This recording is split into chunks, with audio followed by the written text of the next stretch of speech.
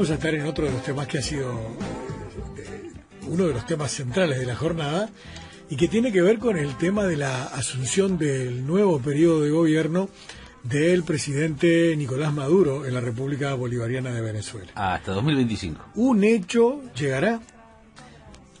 Tantas especulaciones hay. Hasta 2025 es el periodo que comienza hoy. Yo, francamente, como está planteada la cosa, me entran un montón de dudas, pero bueno, ustedes vieron que se ha generado una polarización con este tema descomunal. Hoy en la OEA declararon ilegítimo el gobierno en una votación en la que Uruguay se abstuvo, entre varios otros países. Hubo varios votos a favor, un montón de abstenciones y alguna ausencia también en la jornada de hoy. O sea, un hecho que ha generado, además en todo el mundo ha generado una polarización. La Unión Europea no ha estado de acuerdo. Es tremendo verdaderamente, y es un tema que nos complica la vida en lo que tiene que ver con un proceso que debería ser de integración mucho más fuerte en adelante. Pero y por el barrio hay rompimiento de relaciones, por ejemplo con Paraguay. Paraguay decidió romper relaciones. O sea, es un desquicio. Es un desquicio. Totalmente como lo miremos. desarreglado todo. Le pedimos al embajador Carlos Pita, al doctor Carlos Pita, si nos daba una mano para hablar en voz alta a propósito de este tema. Carlos, buenas noches, ¿cómo va? Con mucho gusto, y es un placer. Buenas noches a todos y gracias. Con la alegría de hablar con ustedes. Gracias por estar de vuelta con nosotros, Carlos. Estaba sintiendo esta introducción. En realidad es un tema que siempre ha sido complejo, el de los organismos internacionales, los organismos regionales, los grupos de países que se crean en forma circunstancial, como el Grupo de Lima. Sí. Y a veces es bueno repasar un poco cuál es la realidad del mundo.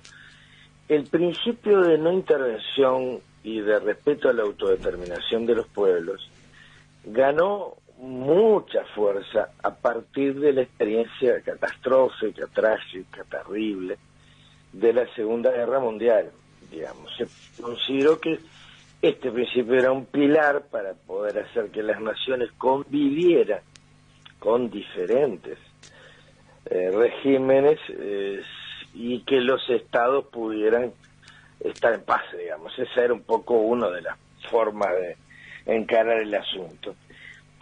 Esto es así que nosotros tenemos decenas y decenas de representaciones diplomáticas de distinto nivel, desde embajadas hasta consulados honorarios, en países de todo tipo, ¿no? Nosotros tenemos una embajada en Riad, por ejemplo, sí, que es Arabia Saudita, es un régimen teocrático que, bueno, tiene una forma de ver los derechos humanos absolutamente ajena a cualquier principio internacional. Las mujeres hasta no hace mucho podían ser lapidadas públicamente por adulterio. Las hijas que desobedecen a sus padres pueden ser perseguidas judicialmente. En fin, hay una cantidad de cosas que a cualquier uruguaya o uruguayo le horrorizaría, ¿no? Sin embargo, Uruguay nunca ha tenido pronunciamiento alguno sobre esta situación de Arabia Saudita y mantiene su embajada, rango de embajada, hace ya mucho tiempo.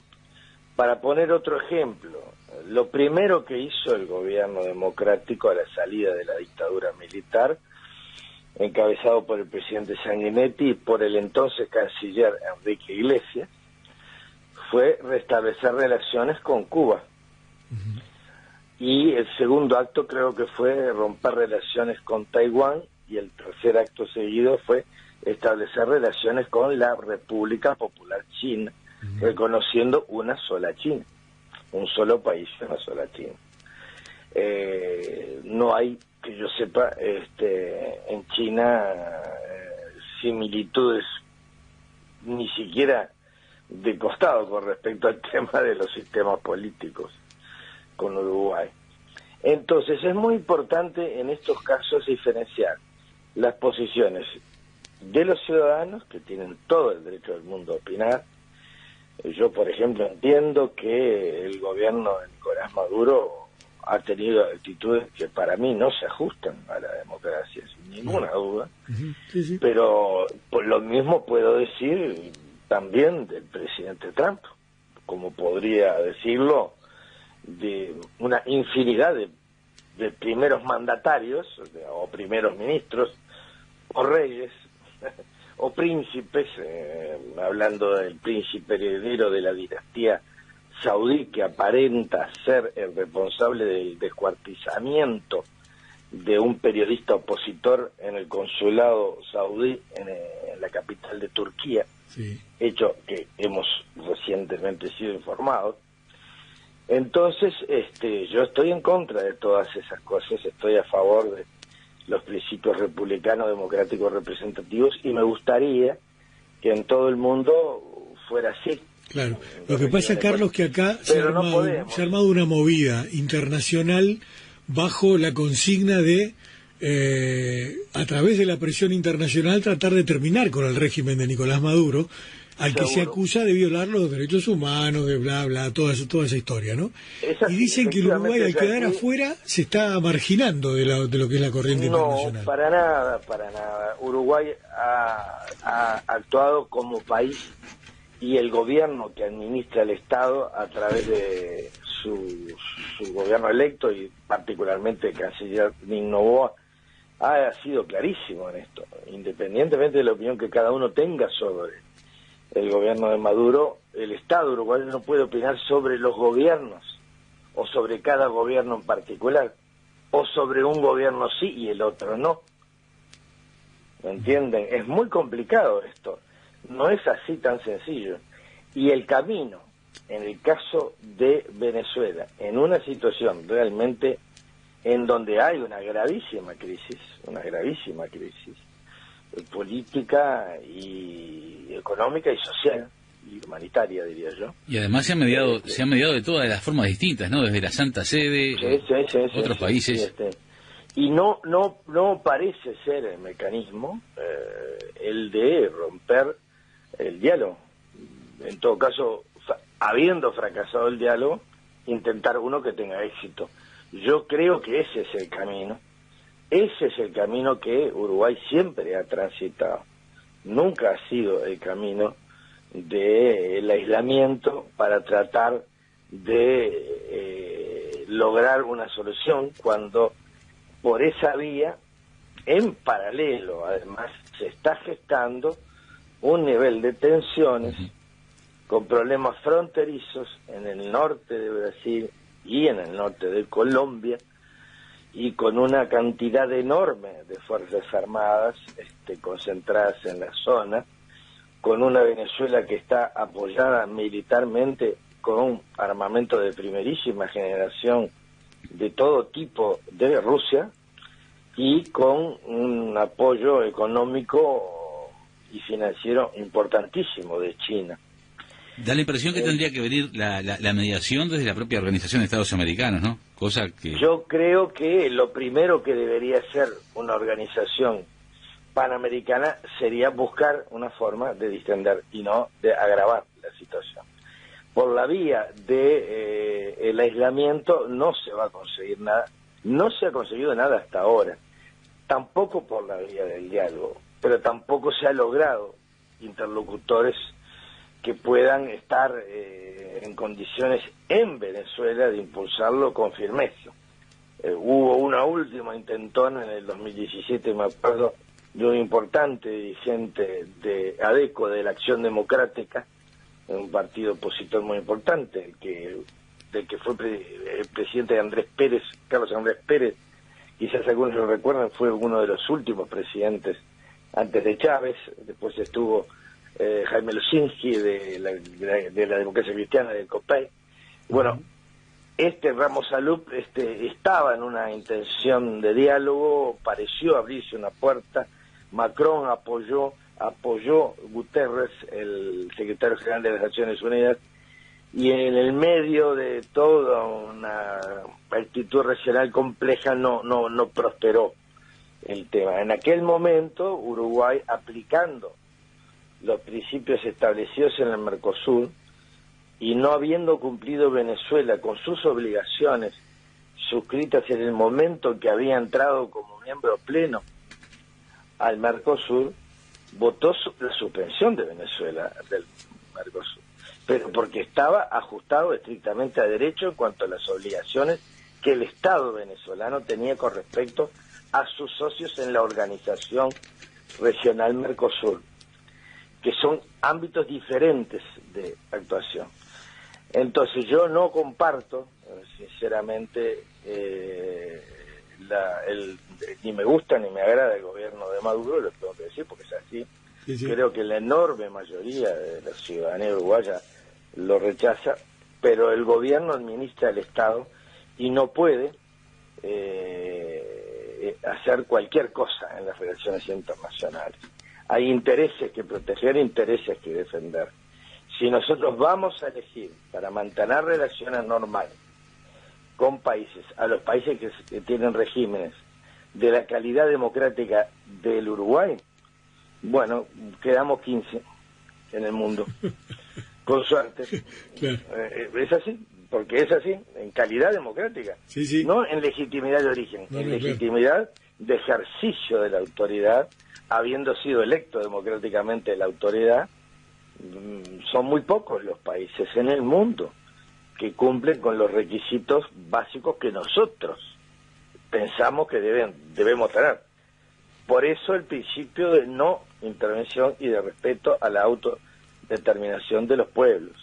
Entonces, yo quería aportar a la pregunta que hacen ustedes y a la presentación tan bien fundada estos dos ángulos.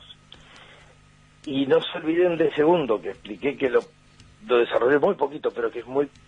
Dale. El continente sudamericano es el continente más pacífico de la historia, de la humanidad.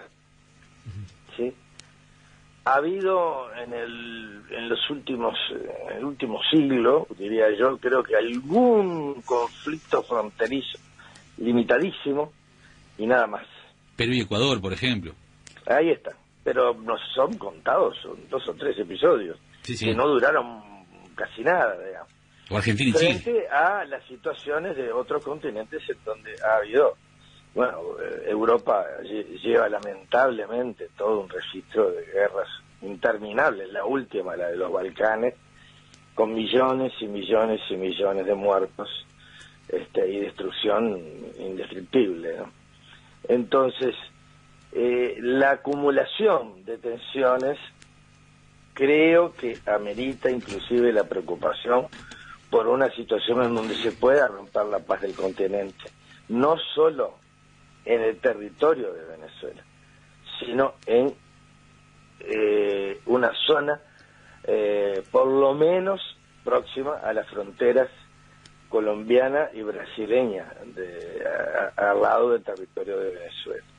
Hay acumulado demasiada cantidad de efectivos, demasiada cantidad de armas, hay una fuerza multinacional trabajando en el Amazonas, cerca de la frontera con Venezuela, que integra a Estados Unidos y que está compuesta por el ejército más moderno del continente, que no es el brasileño, es el colombiano. Y está el brasileño, que es enorme, y las Fuerzas Armadas de Venezuela, que tienen armamento, reitero, de última generación. Últimamente habrán visto las oyentes y los oyentes aviones de última generación que recibió Venezuela de parte de Rusia. Claro. Es decir, es un momento de mucha tensión. Yo apostaría a lo que el gobierno hace, es mi opinión, como alguien que cree haber estudiado bastante el tema de las relaciones internacionales y que sabe que son cosas distintas. Por eso insisto, todo el derecho del mundo de los partidos a expresarse, y está muy bien que lo hagan, de los sectores de los partidos, de cada uno de los representantes políticos nacionales y de cada ciudadano individualmente considerado. Pero el gobierno que administra el Estado tiene otras responsabilidades y otros intereses que son permanentes, que van más allá de las diferencias políticas que cada uno de nosotros, o muchos de nosotros, tengamos con el gobierno de un país y con su legitimidad de ejercicio democrático. Maduro decía hoy que literalmente se estaba generando una guerra mundial en materia de declaraciones y de acciones u omisiones en torno a un nuevo gobierno de él. Claro, por allí Estados Unidos tratando de usurpador del poder, con palabras realmente altisonantes, y por otro lado Rusia tratando de demostrar y dar señales, ¿no?, que de contrapeso, ¿no? Pero que es evidente que hay una tensión como nunca había habido en el continente. Creo que estamos en una situación absolutamente inédita en cuanto a la tensión que se está generando allí, y por comentar declaraciones yo creo que no es el camino adecuado en lo que a mí respecta. En este sentido, yo escuché algunas declaraciones incomentables, diría, de algún legislador opositor de una oposición que decidió no presentarse por segunda vez en la historia reciente a las elecciones presidenciales de Venezuela, argumentando todas las razones que quieran, pero es la segunda vez que lo hacen. Creo que es un grave error, digamos, haber hecho eso. Y tampoco quiero comentar las declaraciones del presidente Maduro ni de ningún otro presidente. Lo que sí digo es que Uruguay y México, a mi juicio, son los países de la América Latina que han planteado el camino correcto, el camino ajustado al derecho internacional, el camino ajustado a los principios que se deben defender en las relaciones internacionales entre los países, y a la promoción y defensa permanente de la paz, claro, para tratar de evitar las tensiones. Porque ninguna declaración oprobiosa de una oposición legitima por eso a un gobierno que no tiene determinadas calidades democráticas, ¿no? Yo creo sinceramente que hay que encontrarle una manera de distender las cosas, y no tengo la más mínima duda que nuestra Cancillería está buscando esa forma de cooperar y de tratar de ayudar, porque está preocupada, como cualquier ciudadano, por la estabilidad del continente, porque a nosotros sí, claro, lo que nos sirve es que los países prosperen y anden en paz, y ninguno esté con crisis. El problema es que estamos en una escalada de tipo verbal, en primera instancia, bastante intolerante, ¿no?, y violentista. Efectivamente, hay a mi juicio, hay demasiadas declaraciones. Me estoy refiriendo solo a los gobiernos que administran los estados. Las declaraciones de cada uno y de cada partido, eso es otra cosa, todo el derecho, y yo no tengo nada que opinar sobre eso. Pero sí que los gobiernos tienen que tener cuidado con lo que dicen y lo que hacen, ¿no? Claro. Y bueno, y lo que se acaba de pasar con el gobierno de Paraguay es una situación que realmente llama la atención, ¿no? Si hay un país que no parece tener credenciales suficientes como para iniciar un proceso, entre comillas, de ruptura de relaciones, es el gobierno administrado por el presidente paraguayo, en fin. Claro. Pero el camino para mí es el eje López Obrador, Tabaré Vázquez, por decirlo de alguna manera, los presidentes de México y de Uruguay, y los cancilleres de México y de Uruguay son los que están señalando el camino adecuado. Y ojalá que podamos lograr en el contexto mundial gente que busque renovar los intentos de diálogo de alto prestigio y con la mayor posibilidad de éxito que se pueda. Claro. Notable, Carlos, ojalá que sí. Te agradecemos mucho por este rato otra vez y estamos en contacto, si te parece. Estamos a las órdenes y es un gusto hablar con ustedes y con la audiencia. Muchas gracias. Carlos, igualmente. Carlos Pita, el embajador Carlos Pita, entonces ayudándonos con la reflexión internacional que tanta falta nos hace.